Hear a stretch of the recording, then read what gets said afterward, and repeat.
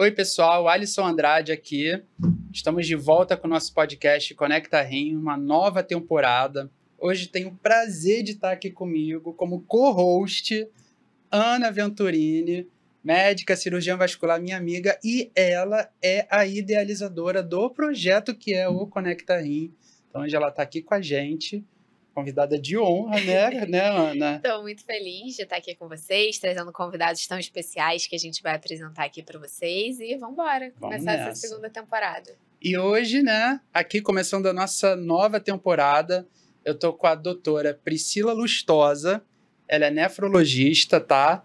Ela é especialista, apaixonada por levar informação de qualidade aos pacientes. Doutora Priscila, seja muito bem-vinda ao nosso podcast, tá? Muito obrigada, é um prazer estar aqui. É um prazer por muitos motivos. Eu trabalho com a Ana há algum tempo já, em Bom Sucesso. O Alisson eu conheço de outros carnavais que eu brinco, literalmente. Então, é um prazer a gente poder conversar, né, nesse modelo, da idealização da Ana, né, do que ela projetou para esse modelo aí de negócio, que no começo era uma coisa, depois foi mudando, mas que é super interessante, informativo, né? Tudo que a gente traz para agregar valor, para conhecimento para a população é fundamental, e vocês fazem isso muito bem. Então, assim, é um prazer imenso estar aqui com vocês hoje. Bom, eu que agradeço, né? Uma honra sempre estar aqui acompanhando. Sim, até porque a gente sabe que não é fácil parar a rotina. Não é fácil. Para vir gravar. Primeiro, não é fácil trazer a Ana para aqui. Exato. Ana, a gente precisa gravar um videozinho, alguma coisa, um conteúdo que quer que seja para o Conecta Rim. Hoje a Ana está aqui sequestrada praticamente, né? Mas... E aí é uma honra mais ainda, né? Porque aí eu tenho a doutora Ana ainda, né? A gente tem uma dobradinha. Eu não poderia deixar de vir. Não. Participar. Então vamos embora. Bom, vamos começar hoje, né? O nosso podcast. A gente vai falar de um assunto muito importante, né? Que seria o diagnóstico precoce, né? Da doença renal. A gente sabe que a doença renal é uma doença de sintoma extremamente silencioso. Geralmente, quando o paciente esboça alguns sintomas, já está num estágio bem avançado, infelizmente, né? Eu, como paciente falando, não tenho como não falar, a gente vê também uma escassez de nefrologistas. Assim, como a gente vive no meio, a gente tem acesso a muito nefrologista, mas a gente sabe que a realidade não é essa. No interior, por exemplo, é difícil achar um nefrologista atendendo, enfim. E a gente acaba tendo muito problema para o paciente que chega com algum sintoma que seja de uma doença renal para conseguir ser avaliado certeiramente, né? Então, hoje o tema ele é bem extenso, tem muita coisa para falar. E, doutora Priscila, para começar já começar bombando, eu queria saber da doutora para você, o que caracteriza a doença renal crônica? Tipo, o que é tão importante, por que é tão importante fazer essa detecção precoce da doença renal? Então, a doença renal crônica, ela só é chamada de doença renal crônica quando ela passa de um prazo, né, um período. Então, não é só uma creatinina alta que a gente diagnostica uma doença renal crônica. Ela precisa ter um prazo de mais de 3 meses de evolução. Essa doença, ela é silenciosa, como você disse. Então, uma parcela enorme da população já tem a doença renal crônica e não é diagnosticada. A gente ousa dizer que em torno de 10% da população. Então, é muita gente. Se a gente fala de 220 milhões de habitantes, a gente está falando de muita gente. Infelizmente, realmente a saúde pública é muito complicada, né? Então, às vezes, o paciente vai ao serviço de saúde e passa por cardiologista, passa por endócrino e não dosa uma creatinina. Uhum. Então, isso é inacreditável. Quando o cara, depois de uma hipertensão maltratada de anos, ele volta e alguém pede uma creatinina e vê a creatinina alta. Então, é óbvio que o paciente chegou com uma queixa, referente à hipertensão, ao diabetes, à obesidade, essas doenças que são sistêmicas, que não são uma doença pontual, uma infecção urinária única, ele é obrigatório um exame de creatinina. Um exame de creatinina sérica, uma urina, spot urinário, né? Uma urina EAS e um spot urinário de uma albumina com creatinina ali salva vidas. É claro, muitas pessoas me questionam, Alisson, assim, mas depois que descobriu que está doença renal crônica, não tem mais jeito, isso é inexorável o curso da doença. Mas todas as doenças que a gente diagnostica precoce, a gente tem muita coisa para fazer ainda. Sim. Então, o mais importante é toda vez que a gente tem esse arsenal de coisas para fazer ao longo do trajeto, a curva muda. Ou eu posso ter uma curva íngreme, que a gente vai ter uma sobrevida renal muito curta, ou a gente tem uma sobrevida renal em 10, 15, às vezes o paciente descobriu e vai demorar 20 anos para entrar em diálise. Olha a sobrevida que ele teve fora de diálise. Isso tudo está envolvido em muitas coisas. A qualidade de vida do paciente.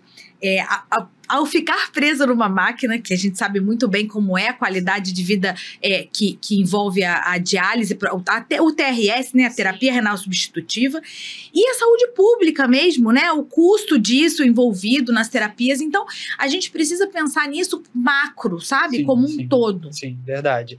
E assim, é bom até falar disso, porque até pouco tempo, eu pensava que era uma coisa muito da minha época, essa questão da falta desse atendimento emergencial não abrir um leque para a doença renal quando você é atendido em emergência. Porque eu tenho 20 anos de doença renal, então lá atrás eu sou fruto disso, desse não atendimento precoce. Eu passei por vários hospitais que disseram que era coração, que disseram que era bronquite, que disseram que era tudo, literalmente tudo, tudo.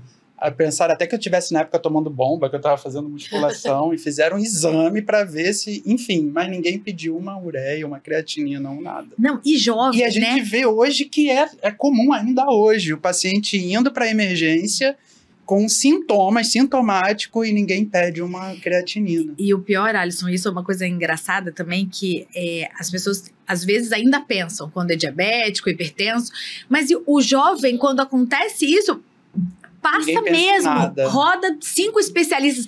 Eu li alguns trials uma vez que diziam isso, que às vezes eles passam por 3 a 5 especialistas para fazer alguns diagnósticos de glomerulopatia, de colagenose.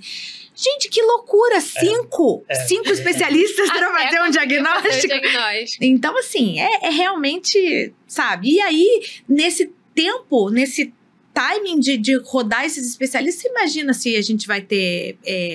a doença renal já progrediu muito, né? Sim, até sim. lá. E assim, doutora, a gente falando nisso, numa questão até de conscientização, quais são os principais sintomas que a pessoa deveria estar atenta para, tipo, é uma doença renal, não é uma, pode ser uma doença renal? Quais são os principais sintomas para já... Então, Alisson, uma doença renal é aquilo que a gente falou, né? Quando já aparecem os sintomas, vamos correr porque a coisa já degringolou. Se a gente tem 5 estágios da doença renal crônica, se aparecem sintomas, é para lá de 3. Antes disso, dificilmente a gente vai ter alguma coisa. Mas o que alerta a gente, né? O que pode alertar de realmente o fato da doença renal crônica? Uma hipertensão de difícil controle, uma hipertensão em pessoa jovem abaixo de 35 anos, um edema, inchaço o tempo todo na perna, um inchaço inexplicável que a gente não controla, a urina que espuma. A urina que espuma é condição sempre de doença renal crônica? Não, às vezes não, mas sempre que tem uma urina espumosa tem que ir ver o que está acontecendo. Anemia, as pessoas vão ficando anêmicas e eu fazia essa mesma capacidade funcional, eu pedalava e agora eu pedalo a mesma coisa e fico muito mais cansado. Então, a anemia, como a gente sabe, ela é também um comemorativo da doença renal crônica, né? Que o rim deixa de produzir eritropoetina, que vai lá na medula óssea para produzir as células do sangue. Então, E isso já com 50% da função renal. Então, não é tão evoluída assim. Então, nesse momento, se a pessoa sente que já tá anêmico, ela já consegue ver, poxa, tem anemia, tem mais alguma coisa esquisita. Deixa eu voltar aqui. Então, falando desses sintomas, então a gente já pode começar a pensar em grupos de risco, então, né? Claro. Seriam, então, os hipertensos, as pessoas que têm hipertensão, têm diabetes. Esses seriam os grupos de risco ou teria mais algum grupo de risco que deveria ficar atento a isso? É hipertensão, é diabetes, o obeso, as pessoas que têm doenças do colágeno, né? Que têm doenças autoimunes, que são doenças de todo o corpo, inclusive podem acometer o rim. História prévia, história na família. Então, muitas pessoas falam, não, mas minha tia dialisou, meu pai dialisou, minha mãe dialisou. Peraí, gente, e você nunca olhou isso?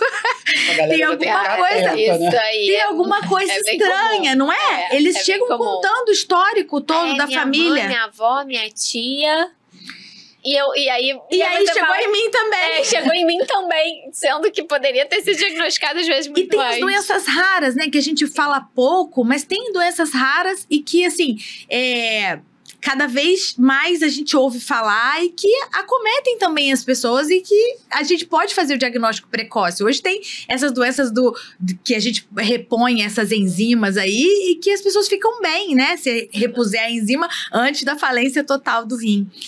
Então, é isso, assim, paciente muito jovem com uma hipertensão refratária de difícil controle, não pode deixar passar. É o principal, né? Infecção urinária de repetição. Alisson, uma pessoa que faz uma infecção urinária de repetição, eu sempre falo para os pacientes, a gente faz uma cicatriz no rim. O rim nunca mais volta àquela pele perfeita. Então, vai fazendo infecção urinária com febre, com calafrio, cálculo saindo, vai fazer procedimento urológico. Gente, uma hora vai dar um monte de cicatriz. Então, mas é só cálculo. É só cálculo. Eu já vi um monte de gente na máquina com pielonefrite crônica. Então... E assim, é até bom para o paciente também saber, o familiar que está assistindo, ele não se regenera, o rim, né? O rim, então não aquele néfron perdido ali, ele não volta nunca mais. Mas ele tem uma capacidade extremamente interessante, né? A gente tem 2 rins e a gente tem 100%, 120% da função renal. Eu falo em ml minuto, eu falo em porcentagem, que é mais fácil da gente entender. Quando a gente é doador de um rim, a gente tira um. A matemática devia ser 60% no máximo, uma função renal. E esse rim vai a 100%. Uau. Por quê? Porque a gente tem os néfrons remanescentes. A gente tem pedacinhos de rim lá dentro que funcionavam pouco. E eles passam a funcionar os 100%. Então, o rim não regenera. A parte que foi retirada não é aquela história do fígado, né? Que tirou um pedacinho e ele volta. Mas ele tem néfrons que ficavam em stand-by. E a gente tirou aquele outro rim e ele compensa. Ele fica vicariante, ele fica enorme. O rim de doador, alguns anos depois, quando a gente vai ver, ele tá grandão. Porque ele compensou a função do outro. Interessante. É uma informação nova. Informação nova, eu não sabia disso. É interessante. Sim. Então a gente tem ali uns néfrons que estão ali trabalhando tipo meia bomba. Meia boca. Exatamente, meio preguiçosinho. E aí, de repente, alguém fala, a gente tem que trabalhar mais aqui, vamos embora compensar. Vamos lá, porque a gente tá sozinho nessa. A gente tá sozinho nessa, exatamente. Agora para as duas a pergunta, né? Qual... Nesse sentido todo, né, de sintoma, de você diagnosticar precocemente, mesmo os nefrologistas ou quem atua, né, a Ana aqui na cirurgia vascular também trabalha com transplante, captação e tal. Qual é, então, o calcanhar de Aquiles para o médico, né? Qual como é que eu vou falar? O maior desafio nesse sentido de diagnosticar o paciente? Cara, eu acredito que, na verdade, o maior desafio é que a gente diagnostica tarde. É exatamente isso que a Priscila tá falando. O paciente já chega tarde pra gente. Não é para o paciente chegar na emergência, né? Que a gente tá falando, porque demora, fica pulando de médico em médico. A verdade é que o ideal, e é justamente, né, o intuito até de como o Conecta começou, é você entender que isso pode existir e que nos primeiros níveis, né, nos primeiros graus da doença, ele vai ser assintomático. Então, preciso fazer uma busca ativa, igual a Priscila falou. A gente precisa dosar creatinina, a gente precisa colocar... se o paciente é hipertenso e diabético, será que ele tem um grau de doença renal? Porque não é que o paciente chegou na emergência e não tem mais jeito, gente. Não é isso. Pelo contrário, tem sim. Mas a gente vê que a gente poderia ter postergado a evolução dessa doença se a gente tivesse diagnosticado mais precocemente.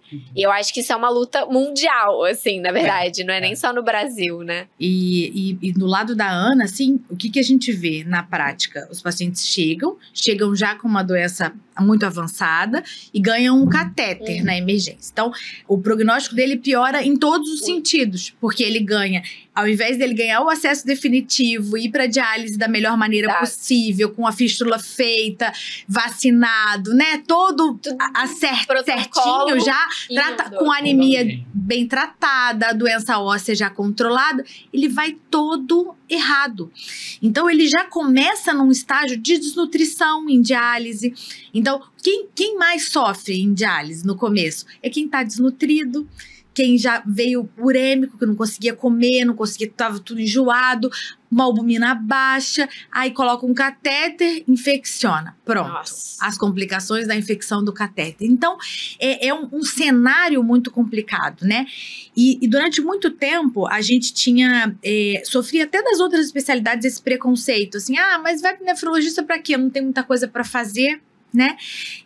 Vai fazer dieta, ou então vinha de algumas outras especialidades, assim, o senhor a partir de agora não pode mais nada, não pode comer nada, carne, leite, ovo, queijo. O cara já chegava desnutrido no consultório. Então, gente, pelo amor de Deus, o que aconteceu aqui? Não, emagreci 10 quilos em 3 meses. Eu falei, meu Deus do céu. E aí a gente ia ver que não é a realidade mais, sabe? A realidade é muito diferente disso. É claro que dietas hiperproteicas não, mas normoproteicas. Sim. Ninguém restringe mais a proteína desse jeito. Hoje a gente tem as medicações novas, né? Então, o que aconteceu? O arsenal mudou. Então, de fato, no último ano, a gente pôde ver medicações que, de fato, impactam essa evolução da doença renal crônica, o que a gente não via antes, sim, né? Até o BRA, que há 20 anos atrás, a gente não via novas medicações que de fato impactassem isso, né? Sim, o último ano foi realmente um boom de medicação, né? Exatamente. E não se falava de outra coisa. A gente conseguiu. Era só... Não, o Congresso Europeu, o Congresso Mundial, o Congresso... Todos eles. Por quê? Por isso, porque mudou o curso da história. Até então, era dieta, fazer BRA para proteinúria, tem que tratar de dislipidemia, quem é dislipidêmico, tem que tratar... Não tinha muita coisa pra gente fazer mesmo. E a gente observava, claro, o acidótico ganha um pouquinho de bicarbonato, a gente trata lá a doença óssea, vamos fazer Max para quem tem anemia, vamos repor o ferro, mas assim, remédio específico para isso, que mude o rumo da história, né? Foi o que a gente teve de impacto na nefrologia o ano passado.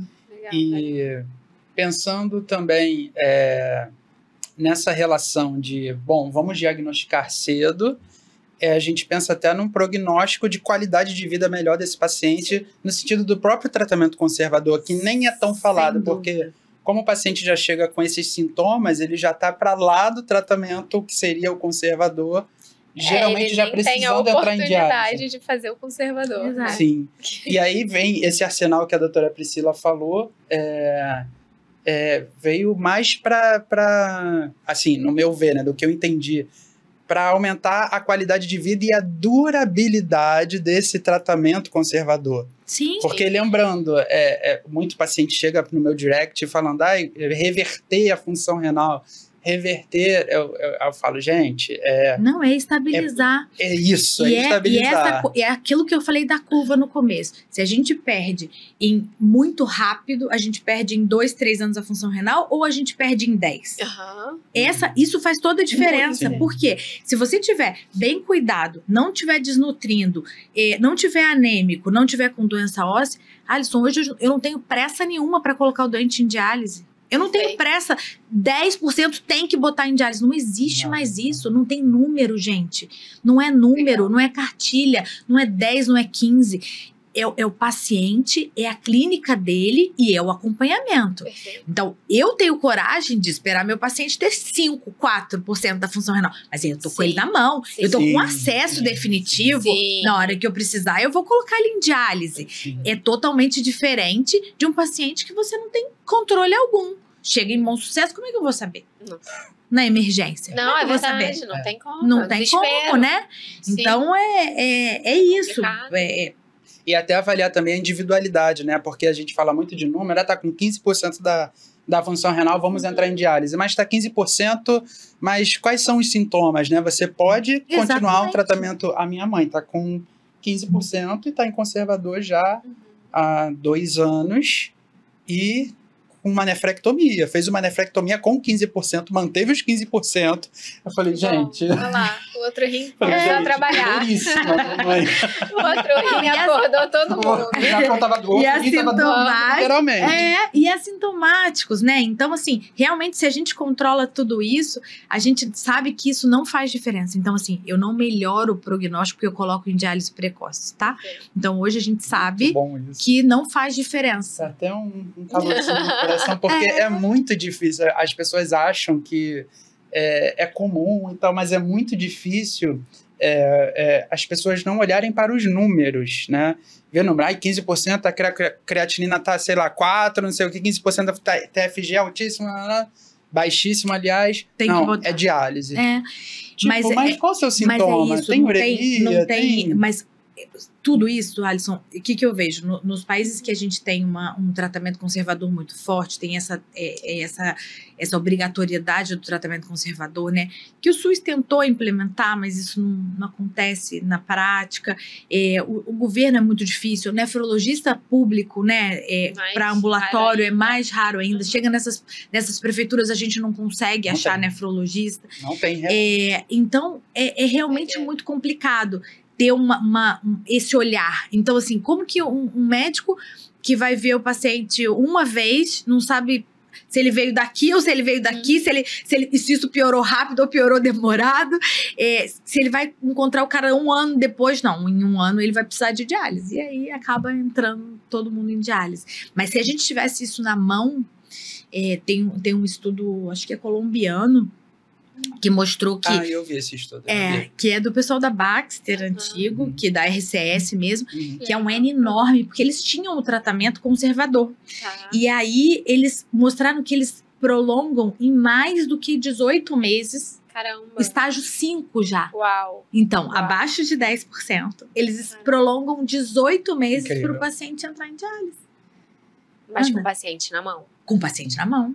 Isso é um ganho Interessante. para o paciente, para o serviço, Pro pro sistema. Pro sistema. Pro né? custo. Pra Exatamente. tudo. Coloca isso em milhões de Claro. dólares. Sim. O quanto que Cada seria. sessão. É um Nossa. tratamento muito caro e está encarecendo. A gente vê aí a guerra das clínicas para subsistirem, literalmente, né? Pois A é. gente falando em questão de repasse, porque os insumos aumentam. Todo ano a gente vê campanha relacionada a isso. A gente viu nos últimos anos o fechamento em massa de clínicas, né? Por conta de... e é um tratamento caro que, se investisse no diagnóstico, né, na prevenção, é economicamente muito melhor para o próprio sistema, né? A gente, Exatamente. enfim. Agora, falando nisso, vamos falando nisso, o que poderia melhorar nesse sentido? O que o sistema poderia fazer para melhorar no sentido do diagnóstico precoce? Por que eu falo isso? Porque o nefrologista já é uma especialidade pouco conhecida, né? As pessoas, o nosso meio a gente conhece, né? Mas se for para fora é pouco conhecida. A doença renal, ela é pouco difundida. É diferente de uma hipertensão, de um diabetes, que você vê uma campanha em massa anualmente do sistema, dos governos, das prefeituras, enfim, seja lá a esfera do poder que for.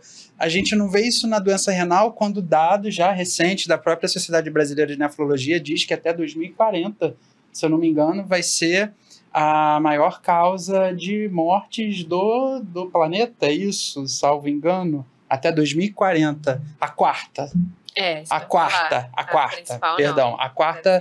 principal causa de mortes, quer dizer, é uma doença que, por tudo isso que a gente está falando, de sintomas silenciosos, está infelizmente, em ascensão, e a gente não vê uma difusão, né, do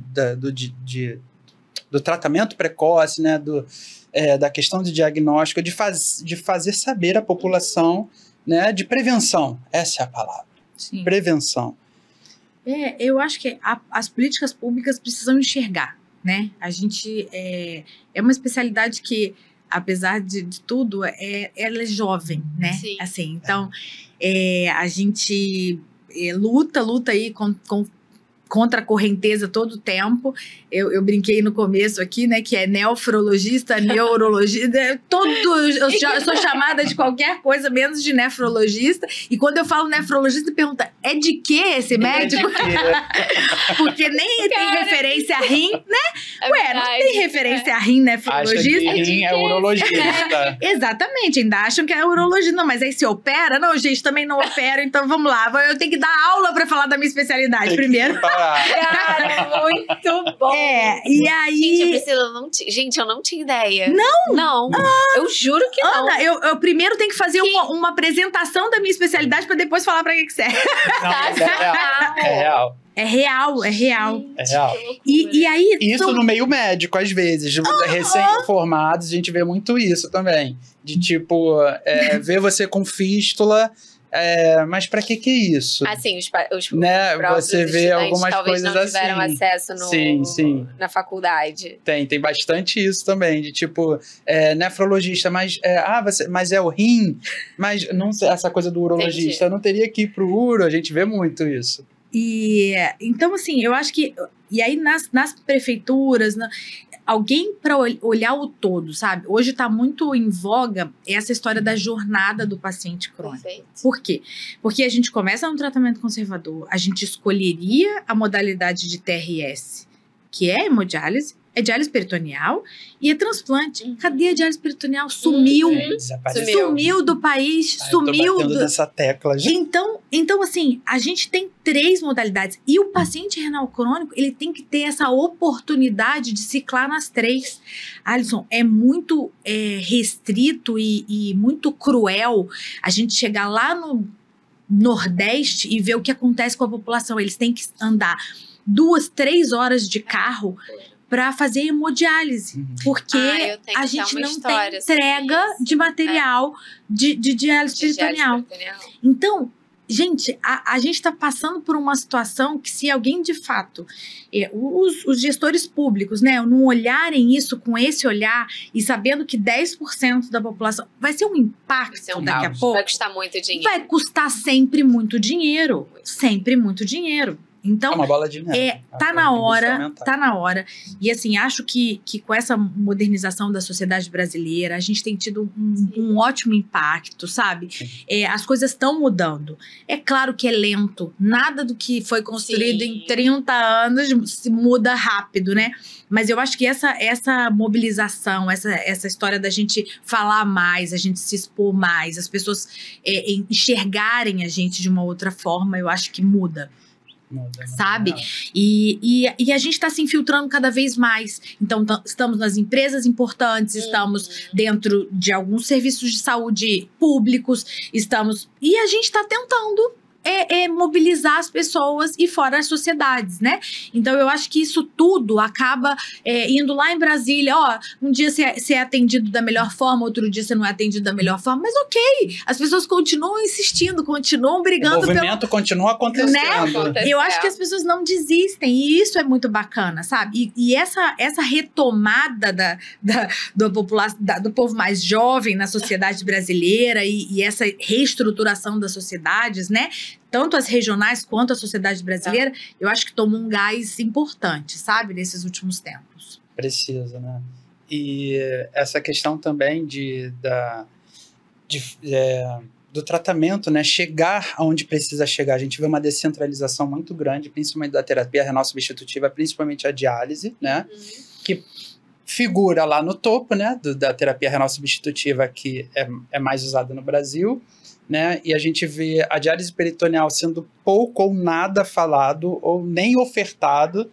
A gente precisa mudar também isso. A sociedade também está no empenho hercúleo também de tipo, a diálise peritoneal precisa ser ofertado, como a doutora Priscila falou, como uma terapia renal que figura ali e que eu sou entusiasta, eu vou falar, vou me repetir 300 milhões de vezes que eu sou entusiasta da diálise peritoneal, porque a qualidade de vida que a diálise traz, a gente vê muito mito ainda circulando no boca a boca entre os próprios pacientes. Sim. E a gente vê quando o paciente está nessa questão da própria emergência, ele precisa realmente fazer uma diálise de emergência muitas vezes, mas às vezes nem fala, já vamos regular ele para alguma clínica e vida que Nem segue. contam, né? Nem Não. explicam para ele a oportunidade, sabe?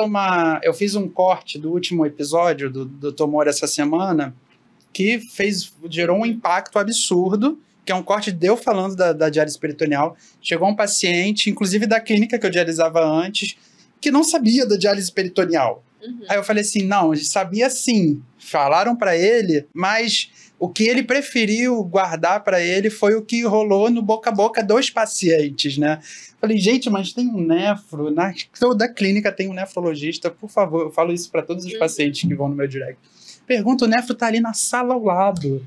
Porque eu acho que é isso. Às vezes o paciente não conhece, né? A Não modalidade, conhece. não é oferecido. Então é difícil também. É muito. E eles quase não ficam na clínica, Ana. E os que vão na clínica é porque tem intercorrência. Entendi. E aí, na hora que eles vão na clínica porque tá com Perfeito. peritonite, Aí não quer. eles contam a notícia ruim. Isso, É igual o isso. transplantado que não É, volta. que não deu certo. O transplantado que não deu certo, ele volta. Eu O que deu falei certo, isso. ele não volta. Entendeu? É verdade. É Então exatamente ele isso. vai pra clínica Verdade. no dia que ele tá com a peritonite. Aí o que ele pessoal tá com assusta. complicação. Fala, o quê? Isso aí dá infecção? Não quero. Eu vou ter que me tratar sozinho em casa, ainda dá infecção? Não. Tô nem fora. Eu vou tratar na clínica. Só que ele não viu que durante 200 dias o paciente nem apareceu na clínica. Esses 200 dias ele tava onde, né? Tava Hibernando, ótimo. Em né? casa, Viajando, dormindo, viajando, levando a levando a máquina dele. máquina dele. Exatamente. Pra onde quer que- Tinha a liberdade dele, né? De certa Só que assim, maneira. o que aconteceu com a diálise peritoneal nesses últimos, posso falar em 20 anos mesmo, não é porque eu posso falar em 20 anos que eu tô na terapia. Mentira, eu tô sim. Durante esses últimos 20 anos, é porque teve problemas mesmo na confecção das bolsas, mas o transporte. Então, o transporte para o resto do Brasil, o Brasil é um país continental. Então, esse transporte é muito caro. Então, a Baxter não conseguia arcar com esse transporte. E aí, o valor da diálise peritoneal é regulado pelo SUS. Ele paga mesmo o valor, independente Exatamente. do que o frete vai ser pago. Então, ele parou. Falou, não, por esse frete, com esse valor da bolsa, eu não Chocada. consigo Não se entregar. paga. Então, no Norte e Nordeste, isso acabou por isso. Há, Caramba, sei lá, não sabia 8 disso. anos, 10 anos atrás. Olha, que loucura. E aí, nesse meio do caminho, aqui no Sudeste, a conta também é muito ruim. A conta é 0 a 0. O que sobra para a clínica é muito pouco. Então, dificilmente, assim, a hemodiálise também não é rentável, a gente também não é rentável. Mas algumas cidades, alguns estados conseguiram com participação. Perfeito. O N acaba Se financia ali, né? ajudando, Aham. né? E o N da diálise peritoneal, a grande valor do pacote é todo para a indústria farmacêutica. Então, o que fica de verdade na clínica é muito pouco. Interessante. É como se fosse E uma você comissão. ainda paga... É o valor de honorário médico e mais o que é? E o 2 que vale centavos. É pra bolsa E mais que vai 2 pra centavos. farmacêutica. Interessante. Então, quando a gente vê isso acontecer, Desestimula. Alisson, quem que vai pagar o RH, o lugar, a enfermeira, O frete. não sei o quê, tudo, quem vai pagar isso? Não é sustentável, né? Não e fecha aí a conta. as clínicas começaram a falar, não, peraí, com essa conta aqui eu não consigo Não pagar, consigo. eu não consigo ter um programa de PD. Muito bom falar isso aqui no episódio, porque as pessoas não têm noção de como acontece nos bastidores. Exatamente. Acha que é uma questão meramente de escolha. Não foi. Tem E aí uma burocracia Foi muito uma grande por trás disso. desestimulação de toda parte, entende? Assim, Uhum. aí eu acho que os serviços começaram a desestimular a entrada de Interessante. paciente. nesse meio do caminho, os próprios hospitais de informação também já não tinham muitos pacientes para colocar e, consequentemente, gente formada que soubesse treinar pessoas. Por exemplo, o Bom Sucesso foi uma coisa difícil, porque lá a gente perdeu... a gente perdeu o contrato da peritoneal. Não treinamos mais ninguém. Tem anos que a gente não treina os residentes. Eu nunca vi ninguém. Então, os residentes saem. Só para transplante. Os residentes saem dali sem treinar peritoneal. Agora, eles estão indo pro fundão para treinar peritoneal. Para não sair sem essa formação. Perfeito. O que não era. Na minha época, a gente ficava meses e meses na diálise peritoneal. Então, todo mundo tinha que sair com mão de diálise peritoneal. Eu conheço muitos colegas meus, durante uma fase que eu fiquei como diretora de uma empresa de agudos, as pessoas trocavam o paciente de modalidade. Eu não sei prescrever isso. Passo o catéter e coloquei hemodiálise, porque eu não sei mexer naquela concentração, não sei fazer essa prescrição na máquina. Então, é isso. Cara, então, assim, loucura, isso também desestimula, porque se você não sabe prescrever, você acaba retrocedendo. Não, você vai fazer o que você tem perícia, né? Você tem perícia. Eu tô confortável aqui, né? Óbvio. Exato. Confortável. Exato. Caramba. É uma problemática grave. grave. E de saúde pública. E é por isso que eles têm... Por isso que as sociedades têm conversado muito. As empresas grandes, então, têm conversado muito com a farmacêutica, que hoje, basicamente, a gente acabou falando o nome da farmacêutica, mas isso não tem problema, porque ele é única no mercado hoje. Então, a gente tem se buscado uma saída. Para crescer em peritoneal, o país, o que vai fazer mais? Quais governos vão incentivar esse cofinanciamento? Alguém vai fazer mais alguma coisa por isso? Para que a gente possa estimular isso, sabe? Esse crescimento. Porque se seguir dessa forma, Alisson, daqui a pouco o dos 7 já pior. virou 5, já virou sei lá quantos % no Brasil. E a diálise vai continuar figurando como a terapia renal substitutiva para manutenção da vida do paciente até que se transplante. Exato. Que também, voltando aqui que a gente falou tanta coisa agora, vocês duas falaram de uma coisa muito importante que eu também falo sempre, eu vou frisar sempre também, essa questão dos mitos que correm entre os pacientes. Vocês falaram, o transplante que não deu certo, a diálise peritoneal que não deu certo. Infelizmente, é um movimento que a gente vê que acontece e é o que... É o marketing ao contrário que a gente fala, né? Que é o que fica na cabeça, é o negativo que fica, o positivo nunca fica, né? Então, vai para a clínica, volta para a diálise o paciente em peritoneal que não deu certo, volta para a diálise o transplante que não deu certo. Eu vou bater sempre nessa tecla, nem que eu fale em todos os episódios, do paciente que está em peritoneal, que é saudável, que vai lá na clínica, né, faz uma visita, né, para fazer ver para os outros pacientes que é uma terapia extremamente viável.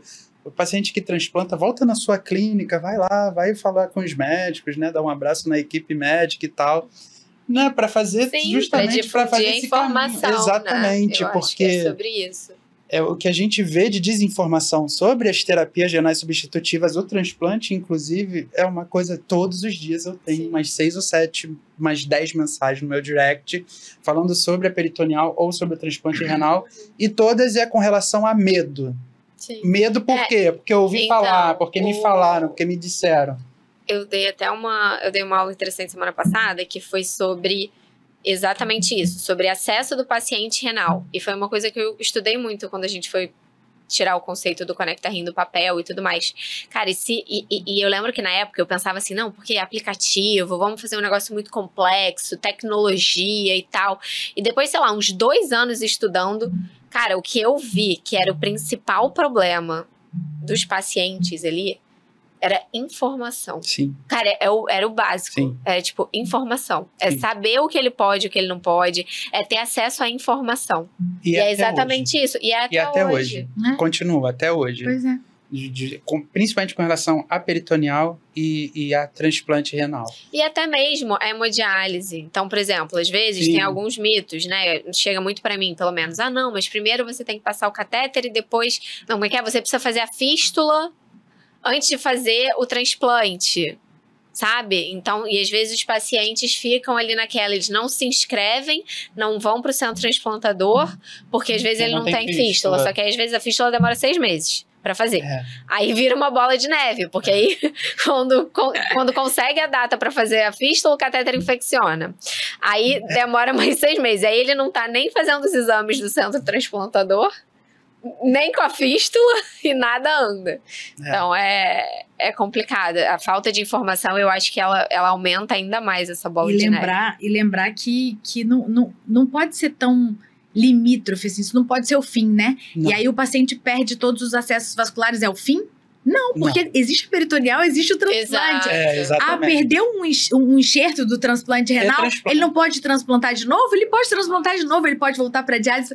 Então, assim, eu sempre, nas aulas que eu dou também, eu sempre coloco que isso é, a terapia renal substitutiva, ela é um ciclo. Sim. E a vida do paciente não pode se ater a um da partezinha do trígono, assim. Porque E que bom que a gente tem esse ciclo, né? Sim. porque a gente tem saída. Exatamente. Né? A gente tem opção. Tem opção. Bom que tem opção, né? Essa questão da desinformação, ela é tão grave que, às vezes, um paciente já veterano em diálise, chegou recentemente um paciente no meu direct, veterano em HD, desse post, né, da peritoneal que rendeu. Fala de peritoneal na rede, rende. E ele pegou e falou assim, mas aí eu vou ter o cateter lá de diálise para sempre. Eu falei, não, o catéter é diferente da peritoneal. Aí tô eu lá explicando uma coisa que uma pessoa, sei lá, com 10 anos, ou quiçá menos, né, com 2 anos de diálise, já deveria saber, tipo, mas será que realmente essa informação não chegou para ele? Ou simplesmente a gente tem que ver o outro lado também, né? Ou simplesmente o paciente se acomodou. Tem uma negação. Sim. Aquele começo da diálise, é tanta informação, né? Aí vem a psicóloga, fala uma coisa, vem a assistente social, aí você já não tá muito feliz com aquele tratamento, não sei o que. Então, eu acho que vai tanta coisa, mas depois as pessoas também num segundo momento, eu digo que tem 2 fases. Tem a fase de entrada, que é essa super conflituosa, que é um mar revolto, e depois tem a fase da calmaria. E na fase da calmaria, a gente tem que abordar o paciente de novo para explicar as coisas de novo. Naquele primeiro momento, nem sempre eles retiveram todas as informações que precisavam, né? Sim. Então, a gente tem feito muito isso, sabe? A gente retém o paciente no começo, às vezes conversa ali um pouco, deixa ele 2, 3 meses em diálise, gente, 90 dias é o suficiente para dar uma baixada na poeira. Para equilibrar também, né? Equilibrar lá o medo, junto com a ansiedade, poxa, eu sobrevivi, poxa, eu tô aqui fazendo essa terapia chata que me leva lá na clínica, mas eu conheci umas pessoas legais, umas pessoas diferentes. Eu tenho que sair de casa 3 vezes por semana, eu me visto de novo, eu tenho vontade de sair, eu vou conversar com um, conversar com outro. E eu posso voltar para casa, eu tenho festa, eu vou na festa do meu neto, não sei o que, eu já posso comer alguma coisa. Então, começa a olhar as coisas com outro olhar e aí tá na hora da gente abordar de novo. Legal. Sabe? Legal. Sim. E também uma questão também, como a gente falou aqui do diagnóstico precoce da doença nos estágios iniciais, tem que ser uma coisa também falada durante o tratamento conservador, né? A gente vê muito falando tratamento conservador, esse medo de não entrar em diálise. Mas a gente tem o transplante pré-impetivo, a gente tem a diálise peritoneal. Por que não oferecer a diálise peritoneal? Falar da diálise peritoneal durante o tratamento conservador também, né? Não, mas isso se fala, né, Alisson? É isso que eu tô te falando. A gente tem que olhar agora onde a gente tem, os lugares que a gente ainda pode encaminhar os pacientes, mas a diálise peritoneal, na verdade, durante todos aquele... Tem 1 milhão de estudos aí na literatura que mostra que a gente devia entrar em diálise pela diálise peritoneal. Que nos primeiros anos, nos primeiros 2 anos, a gente melhoraria a sobrevida. Depois se iguala, tá? Mas no começo, a gente melhora a sobrevida. Por quê? Porque a gente mantém função renal residual, o doente continua fazendo xixi, ele faz diálise todo dia, é mais lenta, né? Ela vai ultrafiltrando todo dia de noite, é mais orgânica. Então, esses estudos mostram isso. O problema é que nem sempre o acesso é fácil, os lugares são fáceis de botar. E os próprios cirurgiões, agora cutucando a Ana, os próprios cirurgiões que ninguém sabe mais de quem é a praia. O cirurgião geral fala que não é dele, o vascular quem vai fala botar que não é dele, quem vai botar o Tencoff. O nefrologista é tão azarado, sei lá o que ele fala, gente, daqui a pouco é a gente que tem que botar esse negócio também, entendeu? Porque ninguém quer, aí começa a ficar uma terra de ninguém. Porque o tratamento conservador é exatamente isso, Alisson. É pra gente preparar o cara, inclusive com essa ideia. Eu sempre tive cartilha no consultório, eu tenho cartilhas no consultório. Quando tá chegando perto, assim, o paciente tem 15 de clearance, eu dou as cartilhas, dou cartilha pra família e falo, olha, eu quero que volte com pergunta. Se voltar 0 pergunta... Não valeu. Boa. Não valeu. Não valeu. Sem perguntas, não tem. Com certeza. Não leu. Se não tem pergunta, não leu. Então, voltem com perguntas. E aí, eles voltam com perguntas. A gente conversa um pouquinho sobre uma coisa, um pouquinho sobre outra. Aí, eles começam a entender. Eu falo, ó... Bicho-papão só é bicho-papão até a gente conhecer o bicho-papão. Depois ele já não é mais. Ele não assusta mais ninguém, né? Depois que eu conheci, ele já não é mais bicho-papão. Então era isso, sabe? Legal. Então é muito isso, assim. O nefrologista vai convencendo o cara de que aquilo não é. E quando você tá numa clínica de diálise, então, que foi o que eu fiz a minha vida inteira, né, Alisson? Antes de tudo isso aí das indústrias e tudo... de gestão, só gestão, eu ficava muito no consultório e tinha a clínica do meu lado. Então, eu atendia no consultório, falava, não, agora a gente vai dar uma voltinha. Levava o cara, olhava as máquinas, ele via que o sangue entrava, saía, mas o paciente estava lá, tranquilão, lendo, rindo, vendo lá o livro, vendo o filminho dele, falava, doutora, até que esse negócio aí não parece ser essa dor que falam, esse desespero que sai todo mundo passando mal. Falei, não, clínica que sai todo mundo passando mal, a gente tem que prender todo mundo. Alguma coisa não tá funcionando. Alguma coisa tá errada. Gente, pelo amor de Deus, você não pode vir pra mim 3 vezes por semana e eu deixar você passando mal 3 vezes por semana. Sim, não com certeza. Então... E só falando para os pacientes familiares que estão assistindo, Tencoff, gente, é o nome do catéter da peritoneal, tá? Que a gente falou e não explicou para eles. Tencoff é o nome do catéter da peritoneal. A gente está entrando aqui no final do nosso bate-papo, mas antes eu queria perguntar, eu não queria deixar de fazer essa pergunta.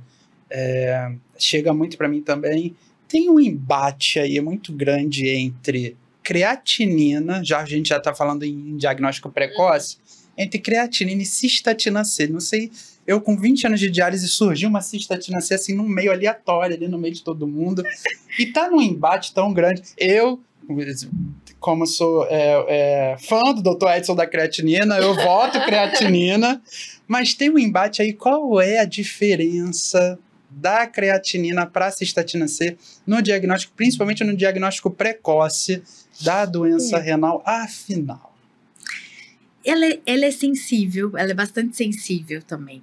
Porque assim, a creatinina, o que acontece? Ela só dobra quando a gente perde mais de 50% da função renal. Então, a cistatina, ela é mais sensível. Mas ela é sei lá quantas vezes mais cara. Sim. Ela só tem no convênio. Então, não é todo convênio que cobre. Não é todo convênio que cobre. Então, assim, algumas vezes, uma creatina persistentemente alta, o cara melhorou um pouco a função renal, você não sabe, você não tem certeza se aquilo é melhora da função renal, e aí vale a pena comparar uma com a outra. Eu confesso pra você que eu uso pouco, muito pouco, sabe? Porque eu acho que depois que já dobrou a creatinina, depois que a gente já colocou ele no estágio da doença renal crônica, não tem cabimento eu ficar fazendo um exame que é muito mais caro, sabe? Na prática. Faz sentido, Ele é sensível, ele é bastante sensível, então faz sentido nessa abordagem inicial. É 1 ponto alguma coisa de creatina, 1,3, 1,4. Você fica aquele... Então vamos ver uma cistatina. É uma doença renal crônica, não é uma doença renal crônica. O cara só tem um pouco a mais de massa muscular, ou é uma doença renal crônica. Então aí vale a pena a gente olhar, sabe? Perfeito. Mas nesses casos, entende? Eu não acho que ganha em sensibilidade, mas não ganha muito especificidade, sabe? Perfeito. Eu não podia terminar sem falar disso, Arrasou. porque sempre chega, né, que surgiu, né? Tem uns 2 anos que apareceu no... Eu vi no congresso antes da pandemia. O congresso que foi em Florianópolis. Foi lá que eu conheci a Cystatina C. E agora virou meio que um bonzinho. Tipo, igual essas... Enfim. Eu conversando com o Dr. Edson da creatinina e... Não, creatinina. ele jamais falaria. Você acha que ele vai mudar? Como é que ele vai mudar a tatuagem? Vou falar, Edson, você tem que assistir o podcast que eu tô te falando de você. A gente defendeu como é que você vai mudar a tatuagem, né? Porque a tatuagem é creatinina. Muito bom, é verdade. Mas é isso. É de fato o que eu acho. Até na insuficiência renal aguda, por exemplo, é uma das coisas que eles transplantado, falam. será que seria? Se tiver disfunção, aquele início que você também tem dúvida. O cara vinha com 1,2 de creatina, veio 1,6, 1,7, mas não tem infecção, não tem mais nada. Será que é isso? Vai continuar nesse caminho aqui ou vai retroceder? Aproveitando para me consultar, não entendi. Mas eu acho que tem que esperar, vamos ver a curva. É sempre a curva, né, gente? Nunca é um dado único, né? A gente sempre se compara com o que tem vindo. E por isso que eu brincava que eu queria um prontuário eletrônico inteligente. Quando eu comecei o consultório, eu falava, gente, não é possível. Olha, eu já rodei não sei quantos prontuários eletrônicos, ninguém faz a minha tabela do jeito que eu quero. Tipo, só pra mostrar ali a curva. Mas, gente, a gente tem que ter lá dosado tudo, porque eu preciso olhar exatamente o que está acontecendo. E é cada um, né? Cada paciente, a gente tem que ter lá a sua curvinha da creatinina. Sua curvinha da creatinina, faz sentido. Bom, foi excelente. Essa conversa foi muito bom esclarecedora, mesmo. muitas coisas novas. Eu aprendi muita coisa, real. E olha que eu sou rato de livro. Enfim. Foi muito bom. Agora, para terminar, eu queria que a doutora Priscila, queria que a Ana, falando ainda dessa questão do diagnóstico precoce, né, da prevenção, acho que essa é a palavra, né, da prevenção, deixasse um recado para os pacientes, familiares que estão assistindo a gente. Eu acho que é importante, então, a gente saber quem é a população de risco. Então, diabéticos, hipertensos. No topo sempre, né? Hipertenso e diabético. Todo mundo tem que saber sua creatinina. Assim. O diabético, hipertenso. Assim. Gente, uma vez na vida a gente faz exame de sangue. Olha lá no pedido se tem a creatina. Se não tiver, pede pro doutor pedir sua creatinina. É extremamente acessível, Não tem nada demais pedir uma creatinina, né? E é extremamente acessível, exatamente. Se for pagar, acho que é 14. Sei lá, laboratório privado é muito barato, né? E isso faz uma diferença importante na vida, né? Sim. Então, mas os diabéticos, os hipertensos, a pessoa que sabe que tem rim único, né, na vida. Então, além dos exames de sangue, que a gente fala muito da creatinina, da ureia, a gente fala do EAS, né, da relação proteína-creatinina, que a gente chama de spot urinário, um ultrassom na vida também, né? Tem gente que não sabe que tem rim único. É verdade. Tem gente que não sabe que nasceu com faz algum exame pra qualquer outra coisa. Aí vai fazer um pré-operatório de alguma coisa. Gente, mas eu nunca soube que eu tinha um rim. Verdade. E aí, arruma um cálculo no rim único. Pronto. Virou um problema. Virou um mega problema. Então, é isso. É a triagem. É um exame barato, simples. Todo mundo não faz. Eu quero fazer um check-up. Vamos fazer um check-up urinário. Vamos fazer um check-up renal.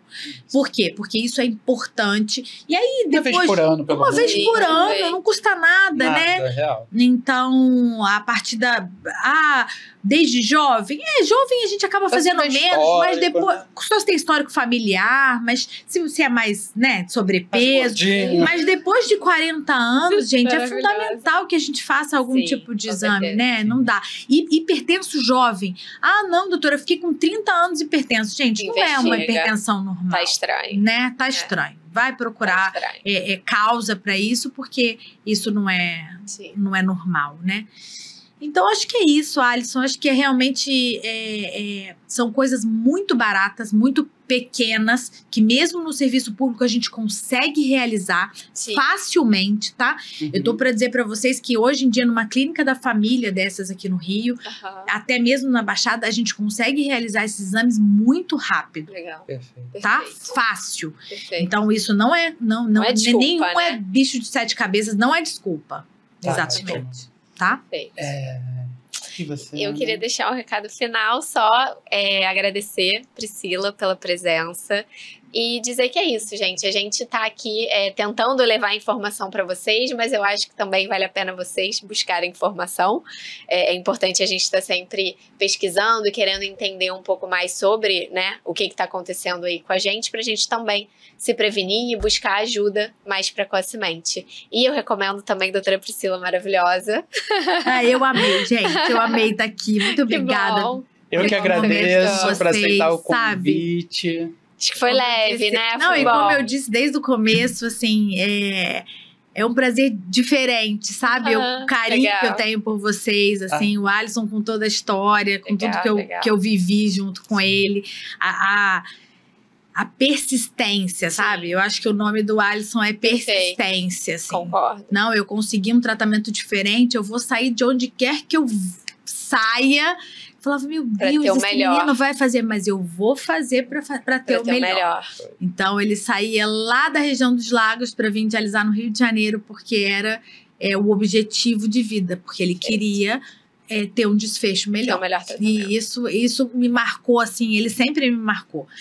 E você, Ana, pela disponibilidade, por essa visão, sabe? Eu acho que é muito mais fácil a gente ser engolido pelo meio médico, né? Assim, você tá aí na captação, não sei o quê, faz transplante, faz vascular, tudo. A vida consome a gente. Mas quando eu ouvi você a primeira vez, com toda a sua história, o que você estava pretendendo com isso, essa informação ao paciente, eu achei tão legal, tão diferente, tão, sabe, tão genial, assim, tão é aquela história de sair da caixinha mesmo, né? Pensar literalmente. Um pouquinho diferente. Acho que é isso. E a ideia é ajudar todo mundo. Obrigada que você veio, Priscila. Muito obrigada. Eu agradeço imensamente o convite, ter aceitado o convite, é uma honra. E agradeço a Ana tá aqui junto com a gente. Tô emocionada. Ana tá aqui com a gente, foi muito bom. Sério, foi ótimo. Esse foi o início, o primeiro da nossa temporada, tá, pessoal? Muito bom estar de volta. Então, quem não segue a gente, passa a seguir, tá? Canal Conecta Rim no YouTube, @ConectaRim no Instagram. Vocês têm aí o @ da doutora Priscila. Se quiser deixar a rede Quer social. deixar a sua rede social? Acho que é importante. Priscila_Lustosa. Priscila Lustosa. Tá, beleza. E eu vamos arrumar muitos seguidores, né? Vambora. Vamos disseminar informações. Segue também isso, a Ana, né? @Ana Venturini. Vou deixar também uma Ana Venturini e do Conecta Rim também, pra vocês seguirem. E esse que vos fala, @renal.influencer, tá? Segue lá também. E, gente, muito obrigado. Compartilhem, leve esse conteúdo aí para paciente familiar, tá? Tem muita gente precisando desse tipo de informação. E até a próxima, pessoal. Até a próxima. Até a próxima. Tchau, tchau. Tchau, tchau.